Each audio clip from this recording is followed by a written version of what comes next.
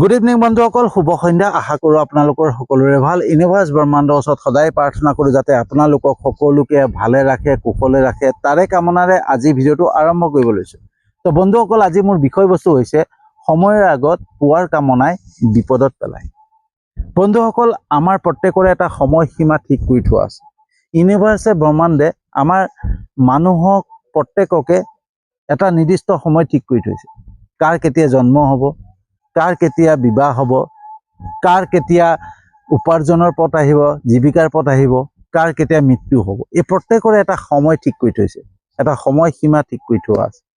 আৰু সেই সময়মতে প্ৰত্যেকটো কাম হৈ গৈ থাকে। এতিয়া কথা হৈছে, আমি কৰ্ম নকৰিম নেকি? কৰ্ম কৰিব লাগিব বন্ধুসকল, কিন্তু ফলৰ আশা কৰিব নালাগিব, হয়নে? ভাগৱত গীতাতে আছে যে কৰ্ম কৰা ফলৰ আশা নকৰিবা। গতিকে কৰ্ম কৰিব লাগিব, কৰ্ম নকৰিলে নহ'ব। কৰ্ম কৰি গৈ থাকিব লাগিব, শুদ্ধ কৰ্ম, সঠিক কৰ্ম, শুদ্ধ পথেৰে গৈ থাকিব লাগিব, কিন্তু ফলৰ আশা কৰিব নালাগে। কিন্তু আমি কি হয়, আমি কৰ্ম কৰোঁ কিন্তু চিন্তাও কৰোঁ। কেনেকুৱা চিন্তা কৰোঁ? কিবা এটা বস্তু পোৱাৰ চিন্তা কৰোঁ, হয়নে? যোনটো বস্তু আমাৰ ভাগ্যত নাই, যোনটো বস্তু আমাৰ পাবলগীয়া নাই, সেই বস্তুটোৰ প্ৰতি আমাৰ গুৰুত্ব বেছি যায় আৰু সেইটোক পাবৰ কাৰণে চেষ্টা কৰোঁ। কিন্তু ইউনিভাৰ্ছে, ব্ৰহ্মাণ্ডে আমাৰ কাৰণে তাতকৈ ভাল বস্তু ঠিক কৰি থৈছে, তাতকৈ ভাল বস্তু পাবৰ কাৰণে ঠিক কৰি থৈছে, কিন্তু আমাৰ গুৰুত্ব যায় সেই বস্তুটো যোনটোক আমি পাব বিচাৰোঁ, যাৰ প্ৰতি আমাৰ চিন্তা হৈছে যে এইটো কেনেকৈ পাম, হয়নে? আৰু যেতিয়া আমি তাৰ সম্পূৰ্ণ এনাৰ্জি সেই বস্তুটোৰ ওপৰত লগাই দিওঁ যে এইটো বস্তু মোক লাগিবই, তেতিয়াই কি কৰোঁ, আমি বেয়া পথ বাছি লওঁ, বেয়া পথেৰে গতি কৰোঁ, হয়নে? কিছুমান নকৰিবলগীয়া কাম কৰোঁ, অপকৰ্মত লিপ্ত হওঁ, হয়নে? আৰু যেতিয়াই আমি অপকৰ্ম, বেয়া কৰ্ম কৰিবলৈ লওঁ নহয়, তেতিয়াই আমাৰ সময়সীমাটো শেষ হৈ যায়।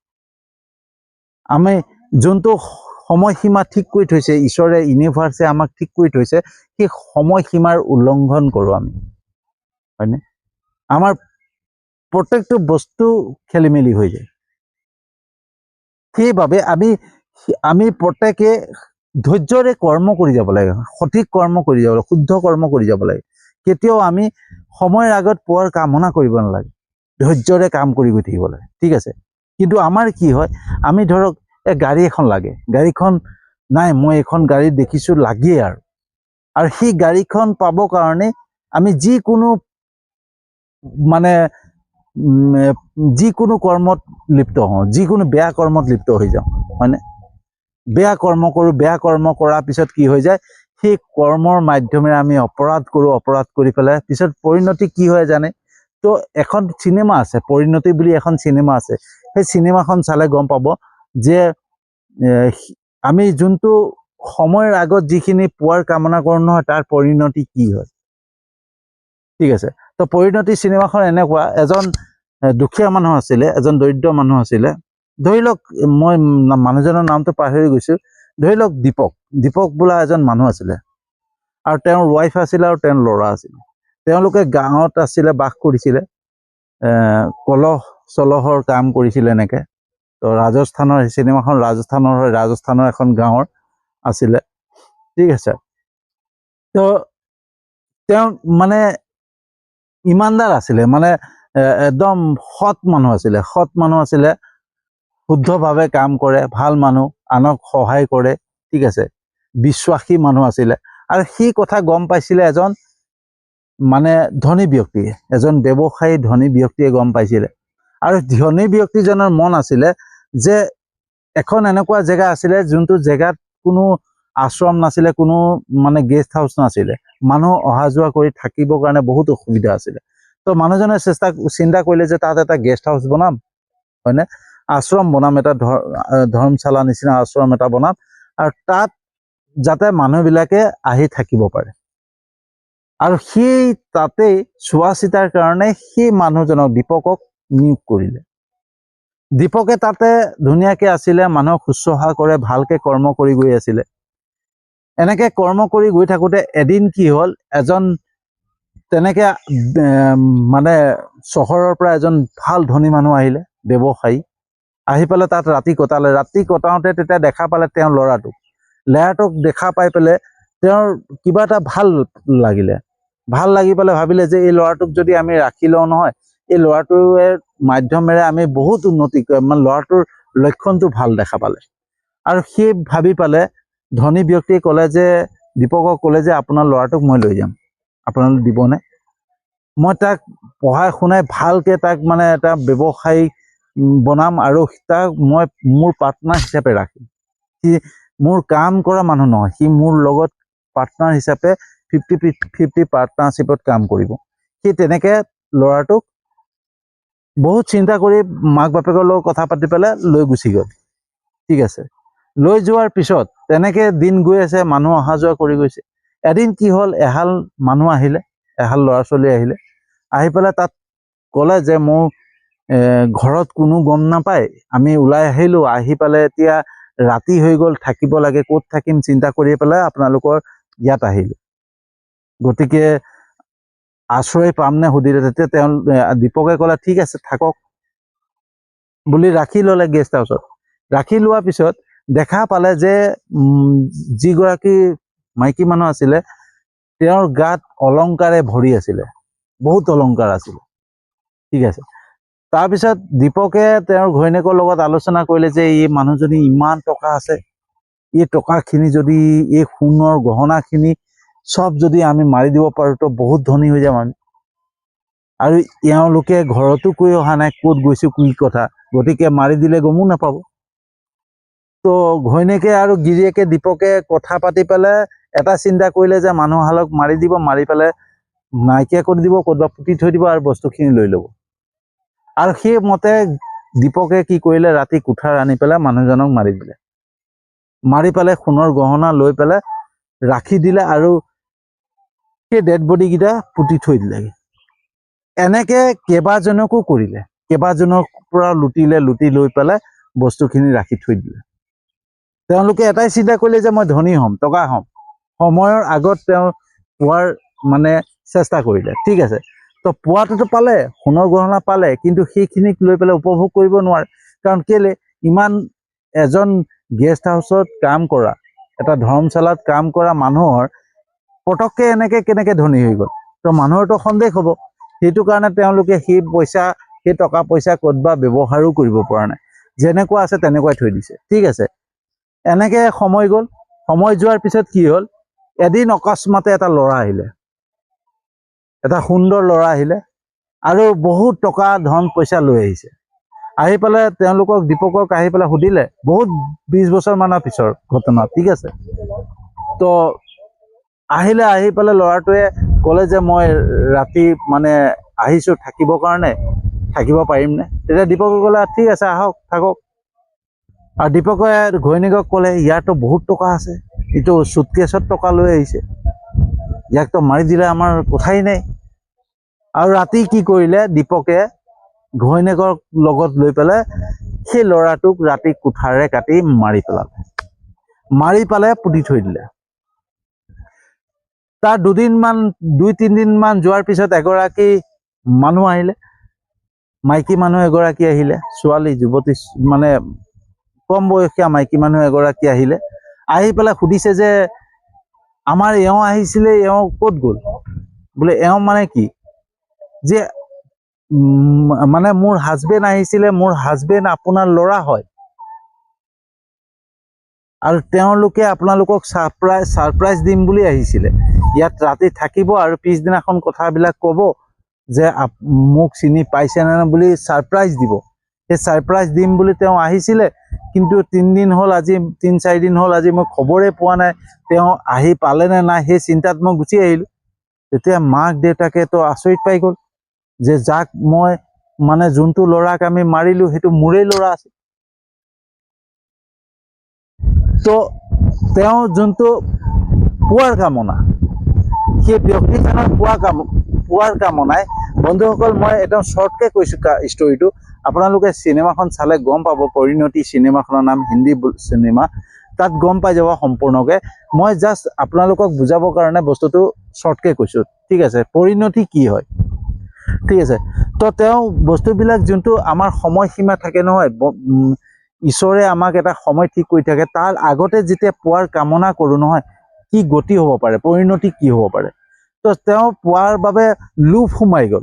ঠিক আছে, এজন মানুহক মাৰিলে, তাৰ সোণ গহনা ল'লে, তাৰপিছত এনেকৈ কণ্টিনিউৱাছ মাৰি গ'ল।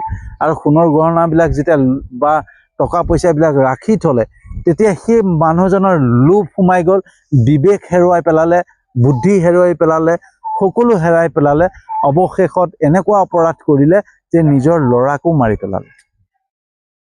তেওঁ কৰ্ম কৰিলে, তেওঁ আগতে পোৱাৰ কামনা কৰিলে, আগতে পোৱা বস্তুবিলাক চব পালে, কিন্তু অৱশেষত নিজৰ সন্তানক হেৰুৱালে। কিন্তু সন্তানে তেওঁৰ কাৰণে অজস্ৰ টকা ঘটি আনিছিলে, যোনটো সময়ত তেওঁ পাবলগীয়া আছিলে। ইউনিভাৰ্ছে, ব্ৰহ্মাণ্ডে এনেকুৱা কৰি থৈছিলে যে তেওঁ পাব। তেওঁ ল'ৰাটো ধনী ঘৰত মানুহজনে লৈ গৈছে। ধনী মানুহজনে যেতিয়া তেওঁক ব্যৱসায়ী বনাম বুলি লৈ গৈছে, তো তেওঁ সেই ল'ৰাটো যেতিয়া ধনী হৈ আহিব, টকা পইচা অজস্ৰ ঘটি আহিব, তেতিয়া অট'মেটিকলি তেওঁ ধনী হ'লহেঁতেন। কিন্তু তেওঁক যে সেই লোভ, আগতে পোৱাৰ কামনা, সময়ৰ আগতে যে পাবৰ কাৰণে চেষ্টা কৰিলে, সেই চেষ্টাই তেওঁৰ পুত্ৰকো হেৰুৱাবলগীয়া হৈ গ'ল। ভাবি চাওক, এতিয়া সেই মাক দেউতাকৰ অৱস্থা কি হ'ব? হয় জেলত থাকিব লাগিব, গোটেই জীৱন জেলত থাকিব লাগিব। তো যোনটো আগতে পোৱাৰ কামনা কৰিছিলোঁ আমি, সেই পোৱাৰ কামনাই সেই মাক দেউতাকৰ অৱস্থা কি কৰিলে? নিজৰ সন্তানকে তেওঁলোকে মাৰি পেলালে। চ' আমি বন্ধুসকল, যি বস্তু আমি আগতে পাব বিচাৰোঁ নহয়, আগতে পোৱাৰ কামনা কৰোঁ, সেই পোৱাৰ কামনাই আমাক অপৰাধজনিত কিছুমান কামত লিপ্ত কৰাই দিয়ে, কিছুমান অহিত কামত লিপ্ত কৰায়। ঠিক আছে, আৰু তাৰপিছত কি হৈ যায়, আমাৰ সেই যিখিনি আমি নিজেই পাব বিচাৰোঁ নহয়, সেইখিনি আমি ভোগ কৰিব নাপাওঁ। আমি ভোগ কৰিবই নাপাওঁ। সেইখিনিক লৈ পেলাই আমি কেতিয়াও সুখীয়ে হ'ব নোৱাৰোঁ। গতিকে আমি যেনেকেই কৰ্ম কৰি যাব লাগে, পৰিশ্ৰম কৰি পেলাই সুন্দৰকৈ শুদ্ধ কৰ্ম কৰি যাব লাগে, শুদ্ধ কৰ্মৰে আগুৱাই গৈ থাকিব লাগে, আৰু সময়ৰ ওপৰত সকলো এৰি দিব লাগে। ইউনিভাৰ্চেলৰ ওপৰত, ঈশ্বৰৰ ওপৰত বিশ্বাস কৰি, ব্ৰহ্মাণ্ডৰ ওপৰত বিশ্বাস কৰি পেলাই নিজক সমৰ্পণ কৰি দিব লাগে যে মই কৰ্ম কৰি গৈছোঁ, বাকী তোমাৰ ইচ্ছা, তুমি যি কৰা। আৰু সেইমতে ঈশ্বৰে আমাক দিয়া আৰম্ভ কৰি দিব। সময়ত যেনেকৈ পাব লাগে আমি তেনেকেই পাই যাম। আমি কেতিয়াও সময়ৰ আগত নিজেই পাবৰ কাৰণে চেষ্টা কৰিবই নালাগে, মাত্ৰ আমি কৰ্মহে কৰিব লাগে। পোৱাৰ কামনা আমি এৰি দিব লাগে। ঈশ্বৰে আমাক দিবই, ভগৱানে আমাক দিবই। যেনেকৈ আমি পাম, যেনেকৈ বস্তু বিচাৰোঁ নহয়, তেনেকেই পাম। ঠিক আছে, কিন্তু আমি যেনেকৈ বিচাৰোঁ নহয়, তাতকৈ ভালহে পাম। ঠিক আছে, আমি অকণমান সুখ বিচাৰিছিলোঁ, আমাক ঈশ্বৰে বহুত সুখ চিন্তা কৰি থৈছে। কিন্তু সেই সময়কণলৈকে আমি ধৈৰ্যৰে অপেক্ষা কৰিব লাগিব।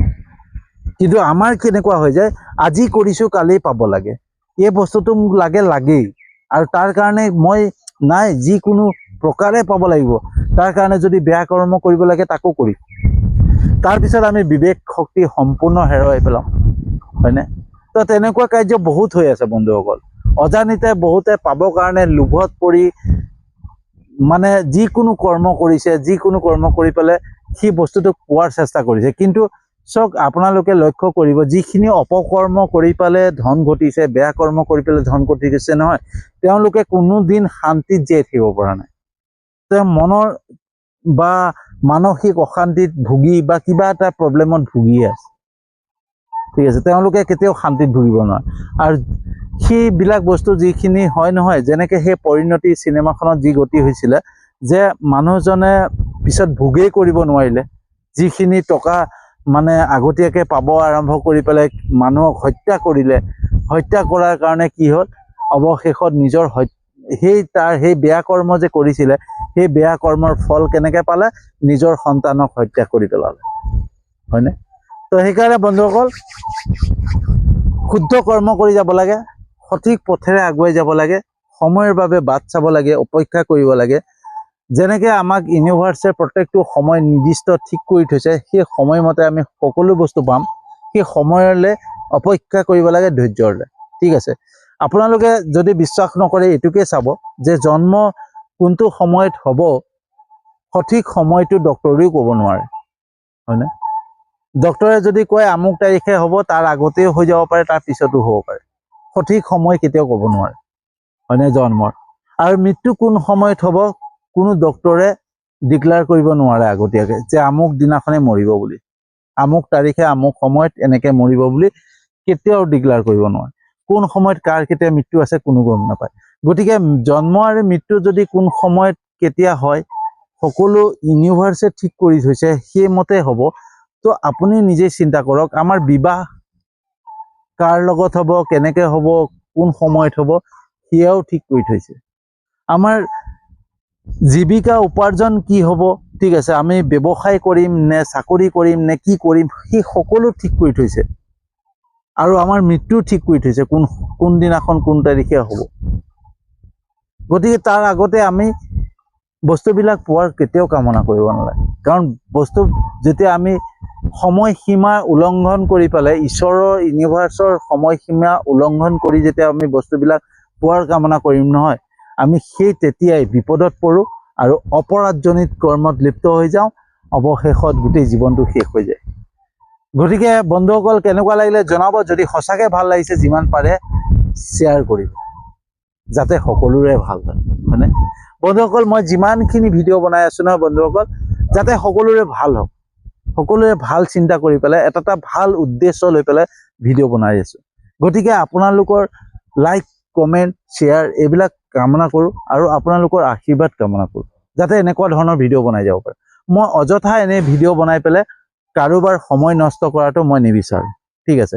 যাতে সময়টো প্ৰত্যেকৰে মূল্যৱান, সেই সময়টোক লক্ষ্য কৰি পেলাই মই এনেকুৱা ভিডিঅ' বনোৱা আৰম্ভ কৰিছোঁ যাতে সেই ভিডিঅ' মাধ্যমেৰে মানুহে নিজক বুজি পায়। কিবা এটা অপৰাধ কৰোঁতে, কিবা বেয়া কৰ্ম কৰিবৰ কাৰণে সেইবিলাক যাতে বুজি পায়, ঠিক আছে? তো সেইকাৰণে এনেকুৱা ধৰণৰ ভিডিঅ' বনাই আছোঁ। তো আপোনালোকে বহুতে মোৰ ইউটিউব চেনেলটো ছাবস্ক্ৰাইব কৰিছে আৰু ফেচবুক পেজটোতো ফ'ল' কৰিছে, তাৰ বাবে আন্তৰিক ধন্যবাদ জনাইছোঁ। আৰু নতুন নতুন ভিডিঅ' যদি আপোনালোকে ভাল ভাল বিষয়ত আধ্যাত্মিকতাৰ বা যিকোনো ওপৰত বনাই যাব লাগে, আৰু সেইবাবে আপোনালোকৰ ছাপোৰ্ট মোৰ আৱশ্যক হয়, ঠিক আছে? তো সেইকাৰণে আপোনালোকে যিসকলে মোৰ ইউটিউব চেনেলটো ছাবস্ক্ৰাইব কৰা নাই বা যিসকলে মোৰ ফেচবুক পেজটোত ফ'ল' কৰা নাই, আপোনালোকে কৰি ল'ব, যাতে এনেকুৱা ধৰণৰ ভিডিঅ' সদায় পায়। আৰু ইয়াকে কৈ পেলাই আজিৰ ভিডিঅ'টো সামৰণি মাৰিছোঁ আৰু এটা নতুন বিষয়বস্তু লৈ আহি আছোঁ।